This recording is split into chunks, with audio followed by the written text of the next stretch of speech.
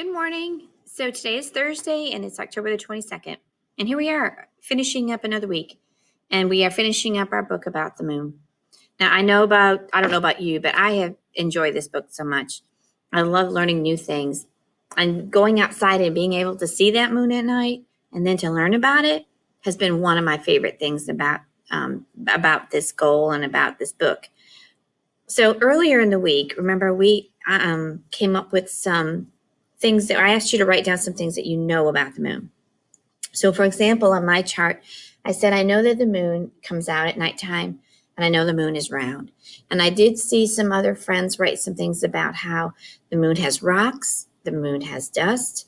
They knew that the moon moves around the earth. So that was kind of interesting to see how many things you already knew about the moon.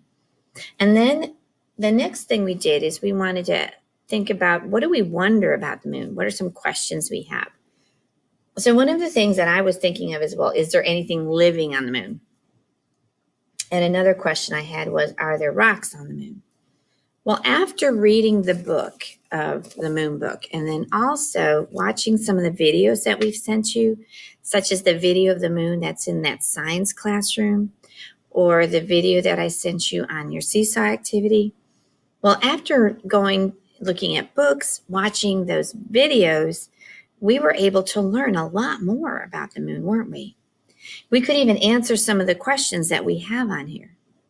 So for example, after reading this book, the question that I had, is anything living on the moon? Well, as we were reading the book, and also as we were watching that video, I remember on this page of the book,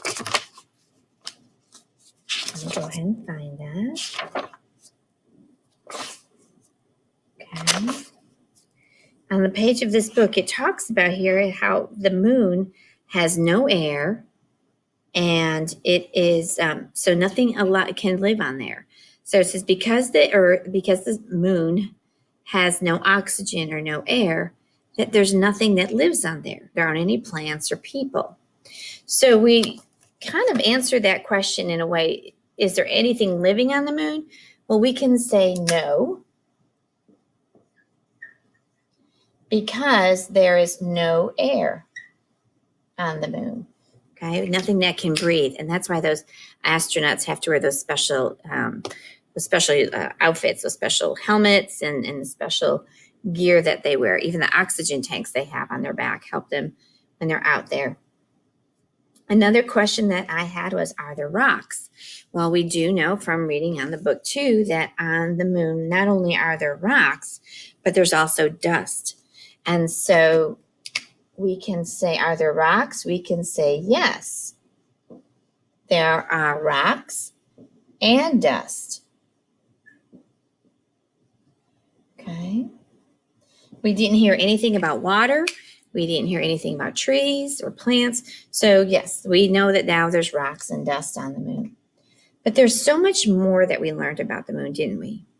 We learned about the different phases of the moon. And it's interesting because learning the phases of the moon and the changes that the moon goes through throughout the month is also our goal in science too. So it's kind of fun the way science and our reading are kind of working together. You know, when we are interested in things about science, we can turn to books and videos and even websites with a parent with us or with an adult with us to learn about that, what we're interested in. So reading is not just because our teachers tell us to read or mom and dad tell us to read. Reading is a way of learning about new things. And so we learned about the phases of the moon. And that was something I didn't see many people write about what they know. So I bet a lot of you learned more about the phases of the moon. I also kind of realized that, you know, the moon is it's a satellite. It's a natural satellite. Okay. And a natural satellite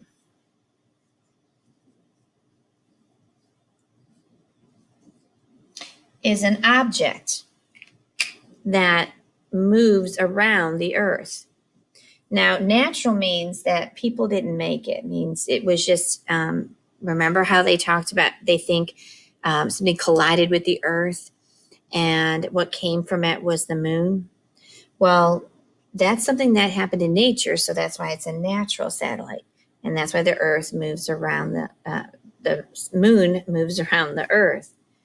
We have other satellites that people have made, and they send it up to space, and that's how we get things like pictures from space or pictures of the Earth.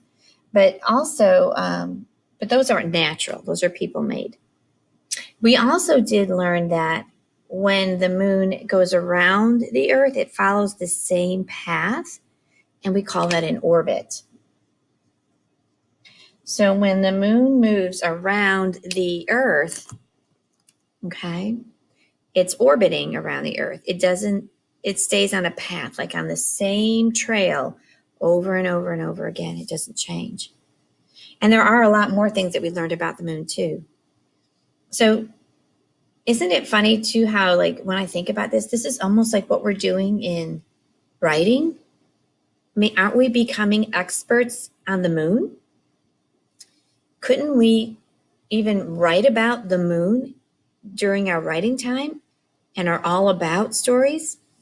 So if you're struggling with an idea of what you're an expert on and what you know all about, well, maybe try writing about the moon and telling us what you learned about it.